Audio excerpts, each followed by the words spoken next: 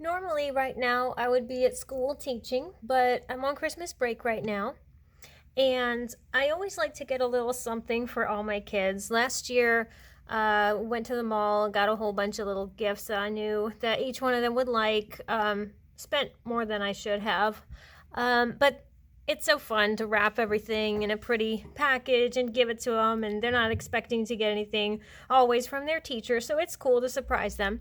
But this year, since some of my kids are virtual learners, I had to figure something else out, and I decided to make everybody an ornament, figure out what they wanted. I went around and asked everyone to tell me characters that they liked or shows and games that they liked so I could have an idea of what to make for them. And then I got to work on making all these little wooden ornaments, and I'll put their names on them eventually, but this is just a few of them to show what I've been working on. It's actually been a lot of work, a lot more work than I had anticipated, but I think it'll be well worth it, and I'll be able to send them a little package in the mail and hang them up with a cute little ribbon when I'm all done. So these are just a few of them. Some of the ideas they gave me when I was asking what they liked, I had to ask them to come up with something else because I hadn't heard of a lot of the shows and games that they play. But of the ones that they told me, these are the ones that were most recognizable to me. So I said, okay, that's what it's going to be. But I just sketched them on with the pencil and then filled the pencil in with acrylic paint and a very small brush, and then painted the background around it. And then I'm using either one of these art markers or a fine, ultra fine Sharpie to go around the pencil lines, and that's what I'm going to show on the Mario. I'll show you how I go around those lines with this marker. And this one got the Barbie and all their little personalities kind of portrayed here on these little ornaments. So let's start coloring around the lines on the Mario. And then I'm going to start another one so you can see how I sketch it on with pencil.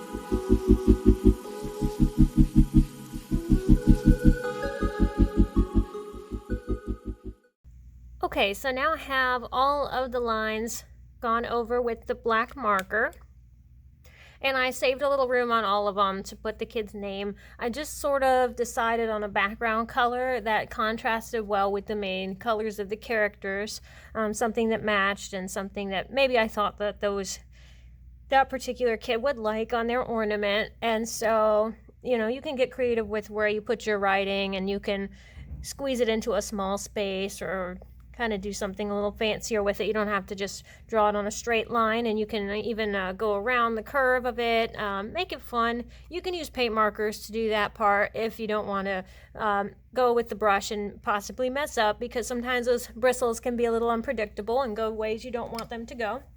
Then I have a plain one, and this one's going to be a Minecraft themed ornament. So they're all pretty different. I'm surprised I got so many different requests from the kids, and they have no idea what I'm making, so they didn't even know why I was asking them. I told them I was just taking a survey, so they all gave me their answers, and were a little suspicious of why I was asking. When you're all done with them, and I'll show how to do this even on one that doesn't have a name yet, but I have this little mat that I use when I'm drilling holes, so that way I don't drill a hole through my table or my countertop. So let's drill a hole on this guy. I'll put the hole right between his hands up here. So I've got this hand drill, and it's really easy to use. Sometimes you do need a partner to hold it down for you, but you just sort of, and if you have different drill bits, you decide what you're putting through the hole. If you're putting a thicker string, go with a larger drill bit. This will work fine with what I've got.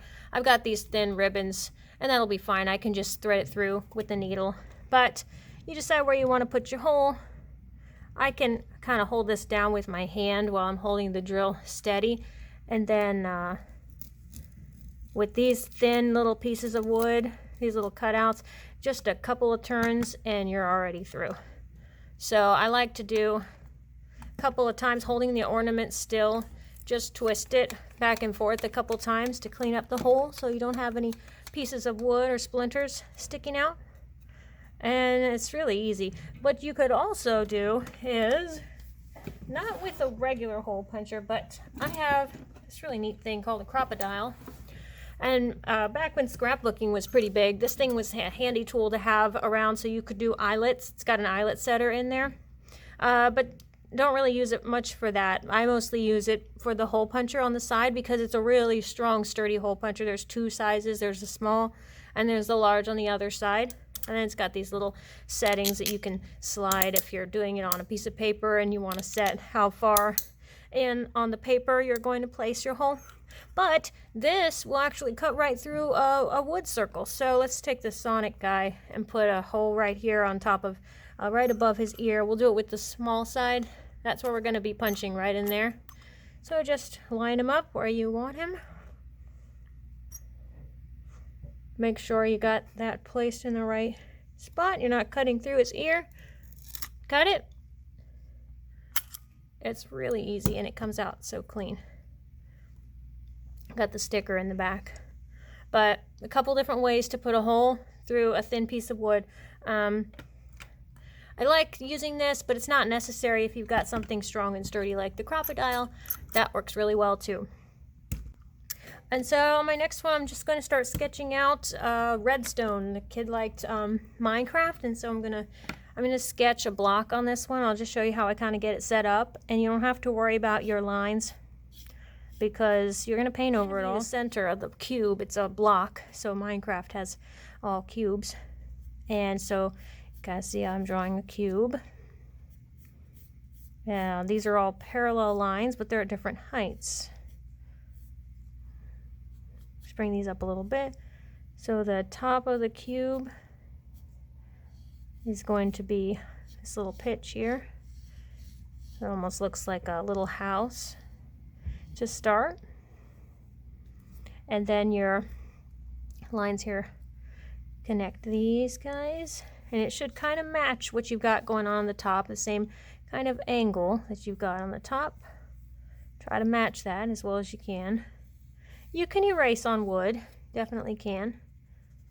I would say when you're outlining these though, in a Sharpie, ultrafine Sharpie, or an art marker like this, you want to go slow because of the grain of the wood, and never outline until you've put your paint down, because the paint will almost treat the wood so that it won't bleed, but if not, your marker will bleed through on the grain of the wood. So you don't want to do that. You want to make sure you have your color down before you do anything with the marker.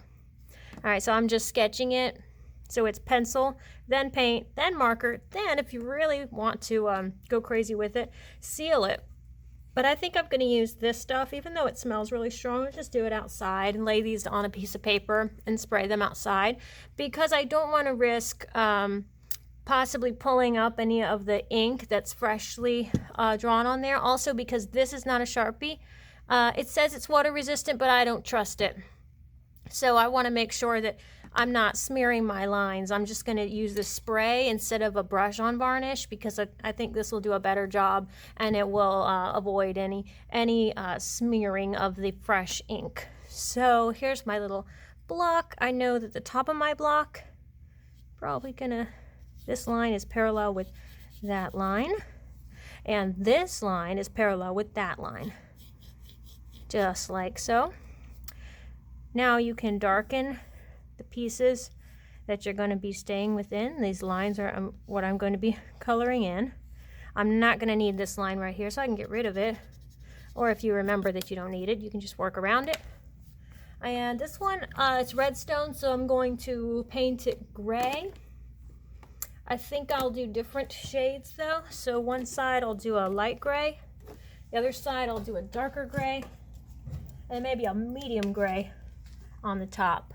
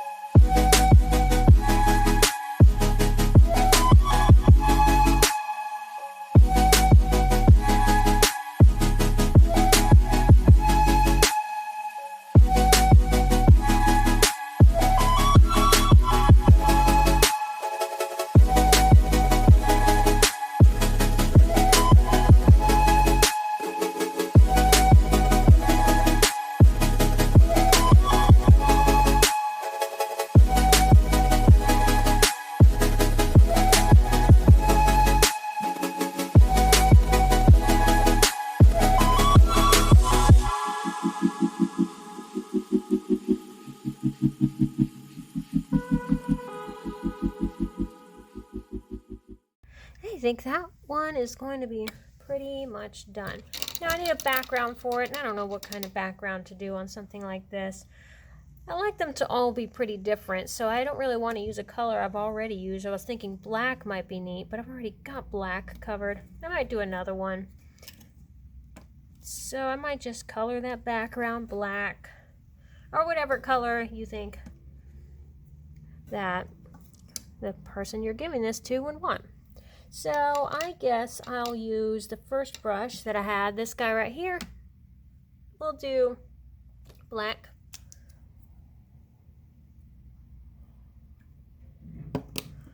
And then with a nice flat edge, you'll be able to cut in and get right up close. And also, if you messed up, or if when you were shaping your cube, you might have accidentally gone a little bit crooked, this is your chance to fix that when you do your background. So go slow, be careful with it. And remember that paint is very easy to cover back over if you do make a mistake or you just don't like something. And this guy is just about done. All I need to do now is go around the top, put his name on there, punch a hole after he dries, and then pick out what color ribbon I'm going to use to hang it up. And it's done.